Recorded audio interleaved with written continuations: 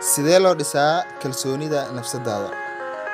Horay ma u rajaysay inaad yeelato kalsooni qof kale kalsoonidiisa oo kale ah? Ma la yaabtay siraha ka dambeeya kalsoonida dadka qaar ay isu qabaan? Maxay tahay sababta dadka qaarkood ay kalsoonida si fudud ugu dhisaan marka loo eego dadka kale? Ma wax ku xiran baa da'da? Sidee baad u aragtaa inaad adiga kalsoonid ahaantaada aad dhisto? Haddaba waxaan ku hayaa war cusub kaasoo ah inaad adigu kalsoonidaada dhisi karto. Daawadayaal, ku soo dhawaada barnaamijkan aan idinka soo jeedin doono channelka Casriga Cusub. fadlan haddaad ku cusub tahay channelkeena subscribe dheh balaalkana furo si ay kuu soo gaaraan kuwa kale insha Allah. Haddaad doonayso inaad kalsoonidaada dhisto, raac qodobadan soo socda. Qodobka koowaad, waxbaro mar walibana improvement ama horumar samee. Haddaad doonayso inaad kalsoonidaada dhisto, isku day inaad ku wanaagsanaato hal shay. Ku bixi dhammaan enerjigaaga inaad dhisto khibrad taasoo ku salaysan hal meel. Aniga ma ogi waxaad jeceshahay inaad noqoto, laakiin waxaan kugu dhiirigelinayaa inaad xoogga saarto, aad tixgelin siiso meelaha aad ku wanaagsan tahay. Qof walba waxaa jira meeluu ku wanaagsan yahay iyo meeluusan ku wanaagsanayn. Wuxuu taalantigeeda leeyahay, marka waxaan kugu talinayaa inaad waxaad taalantigeeda leedahay xoogga saarto. Meeqa jeer ayaa laga yaabaa inaad isdhahday anigu waxba imaan ahay, nafsadeedu wax micnana ma laha, saaxiib midaas wax jira ma ahan, runna ma ahan. Qof waliba ee adduunkan dhashay waxa uu dhashay purpose ama ujeedo. Keliya waxaad u baahan tahay inaad raadiso waxaad adigu ku wanaagsan tahay.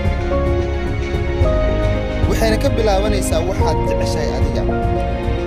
Waxaa laga yaabaa inaad jeceshahay cunto karinta, waxaa laga yaabaa inaad calimada ku fiican tahay, waxaa laga yaabaa inaad jeceshahay inaad xaliso xisaabaadka, waxyaabaha la mid ah accountiska. wax micno leh ma lahan.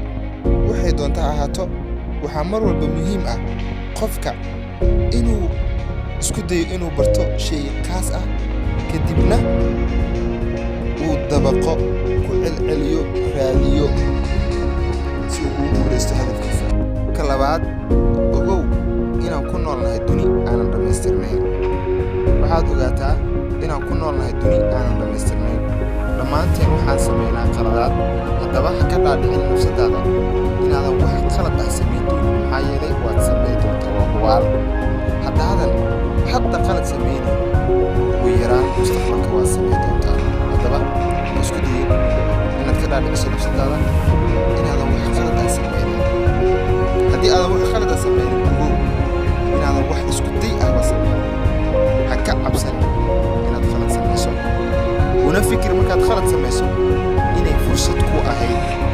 Iskuna day inaad ka barato qaladaadkaadii aad hore u samaysay.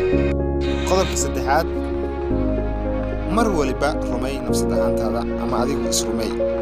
Ku faraxsanow qofka aad tahay, maxaa yeelay kalsoonida ugu badan ee aad helayso waxaad ka heli kartaa nafsadaada. Wax micno leh ma lahan dadka kale waxa ay kaa malaysanayaan. Adigu keliya isku qanacsanow si walbo aad tahay. Haddaad jiis tahay, haddaad ilaadahay, haddaad meel dhiman tahay, ogow ma jiro qof adduunkan perfect ah dhammaystiran. Qof walba meel buu ku liitaa, qof walba meel buu awood ku leeyahay. Marka adigu waxaad tahay qofkii rumay laha riyadaada ee ogolow, aqbal waxyaabaha aad ku awoodan tahay iyo waxyaabaha aad ku liidan tahay.